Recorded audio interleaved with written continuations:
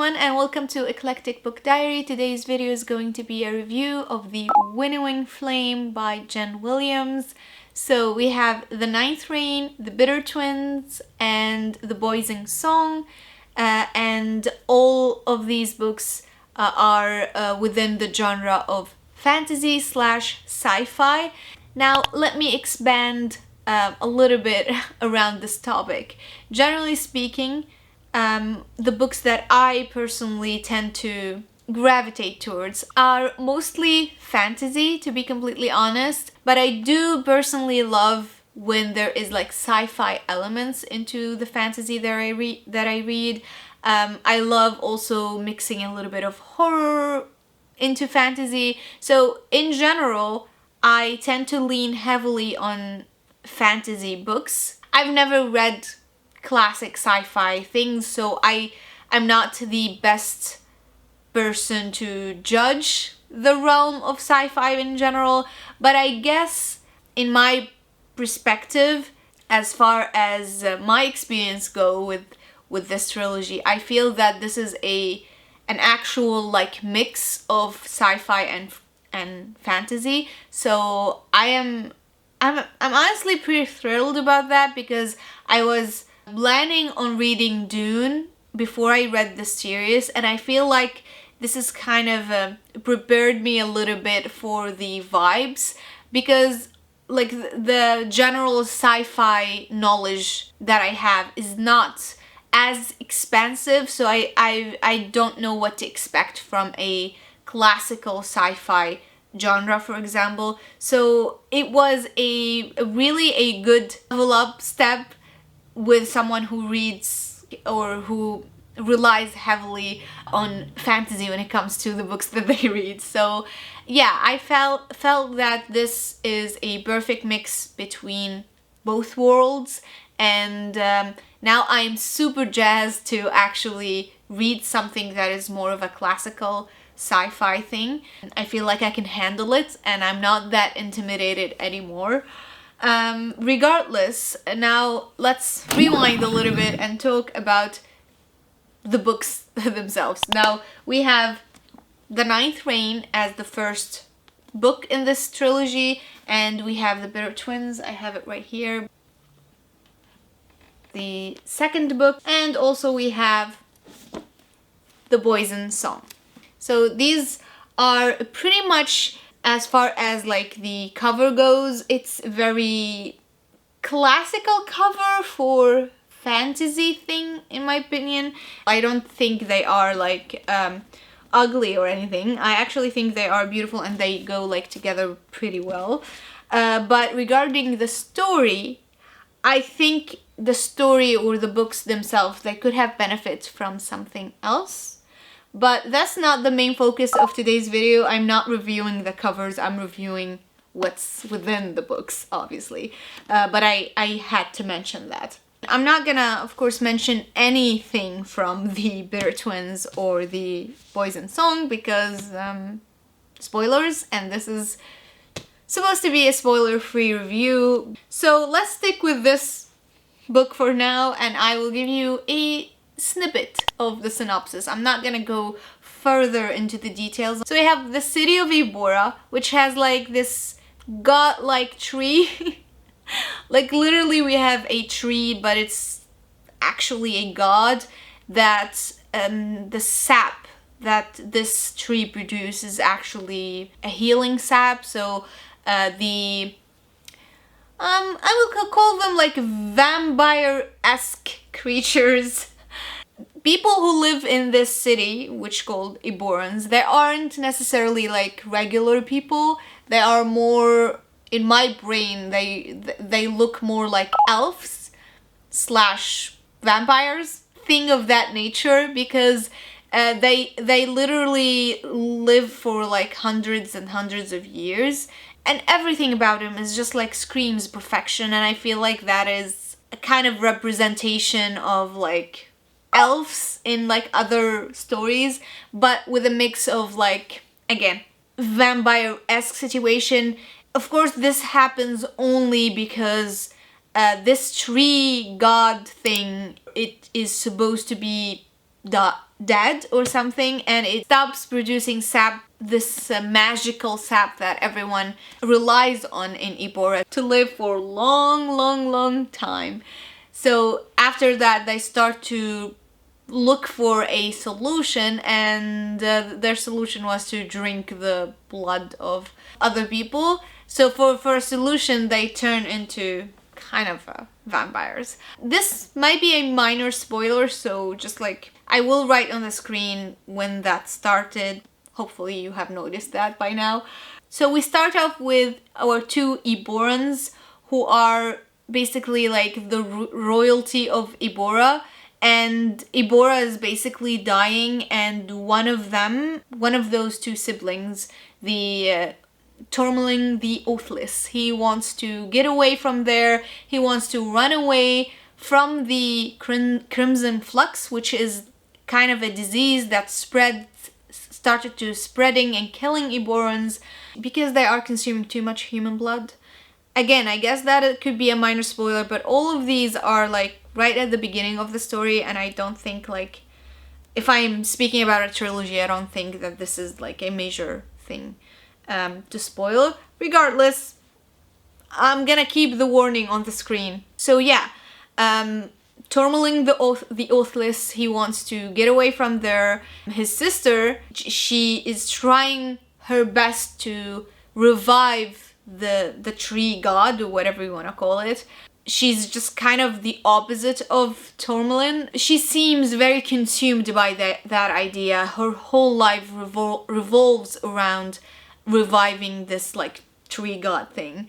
And she doesn't want her brother obviously to leave, but he leaves anyway. And on the other side we have a normal human, supposedly, who goes by the name Vintage, which such a nice choice of like names or terms to call someone. I don't know. She's an explorer mainly, and she's very smart, very independent, very charming in general, and I love her. I like, that is kind of my favorite character. Of course, all of the characters have their own flaws, obviously, and in general they are waiting the 9th reign. Everyone is anticipating that to happen, even though it has been years, and they fear from this otherworldly force that's called the Julia, I don't know how you pronounce that, but because of that and because of the fear of that, and it seems like they want to be prepared in case that happened,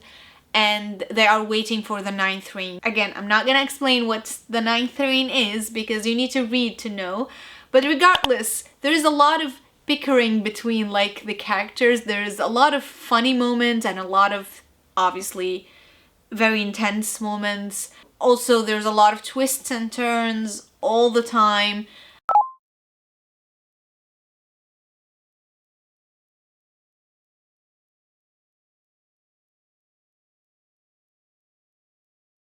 For the most part, I think the development of these characters are right on point, especially when you keep on reading through the 2nd book and the 3rd book.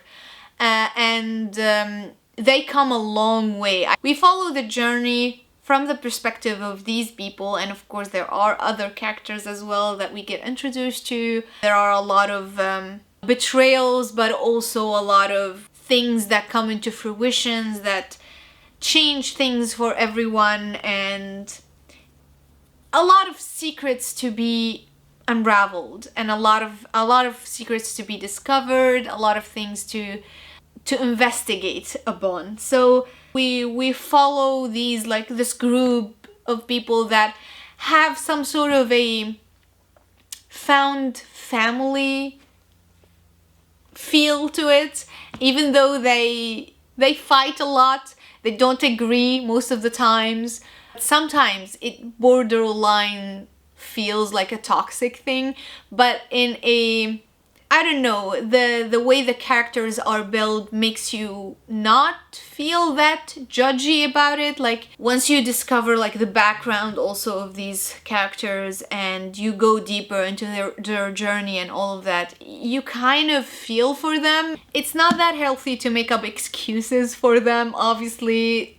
when things are toxic, they are toxic, and it's not excusable. But I don't know, you kind of know why almost, and it's very interesting to follow the journey of this like cast, of this quest in general. It's very like pleasant almost, and a little bit scary as well to watch the story itself unravel, and I found it to be pretty interesting. As far as I have seen on Goodreads, it's not underrated in my opinion. It's fairly rated, but it's, especially here on YouTube, it's kind of undermentioned, or let's just say underappreciated. Either way, I feel like more people should read the story, whether you like it or not. Obviously, this is your subjective opinion over a book. This is your right, after all, to like it or not. But I feel like more people should know about it and read it, and maybe then they can form their own opinion. But I want more people to know that this story exists, that this trilogy is available. So yeah, hopefully more people get to know this story and read it and enjoy it, because I don't know, personally I really did. For once, I really loved the first one. I finished it in 2 days, and it's not a small book. I finished it in 2 days. It's over 500 pages, so for me it's a great deal if I could finish something like this in 2 days. The second one I liked, and I liked enough, and the third one I also loved. I'm saying the second one I liked and I didn't love, and it's on me most of the times, but second books in trilogies usually are very hard for me to judge right. I almost always end up really like being impatient with them. This is my own fault. This is not the fault of the second book of any trilogy. Not to say that there aren't like second books that are not good. I'm just saying that even in the case of good second books, I usually misjudge them, and that is on me. But coming from someone who does that genuinely, me saying that I like it is a big deal for me. I usually end up like ahead of myself, and I really just want to get to the final part of the story. Especially if I loved like the first installment of a trilogy. I'm usually very eager to get further and further into the story, that the second book usually does not get the attention that it deserves. I'm calling myself out here, but regardless, I still liked the story enough in the second book. It was a little bit longer than I would have liked, but I think it was necessary to be this way. It's supposed to be this way. I guess it carries the story forward until you reach like the third book, which once I've reached this one, I was really pleased as well. I guess I liked the ending of the trilogy. I liked the wrapping up of the story in general. There were some things that I felt strongly about. Let's just keep it this way. I'm trying to keep it as vague as possible because I don't want to spoil anything for anyone. This is the third one. If I spoil anything, it's over. But regardless, I still loved the book in general, and I absolutely adore the story overall. As I said, character-wise, in my opinion, it's very, very interesting to see. The plot itself, it came together. Also very interestingly, there are some things that I still have questions in my head for, but I guess they don't bother me that much.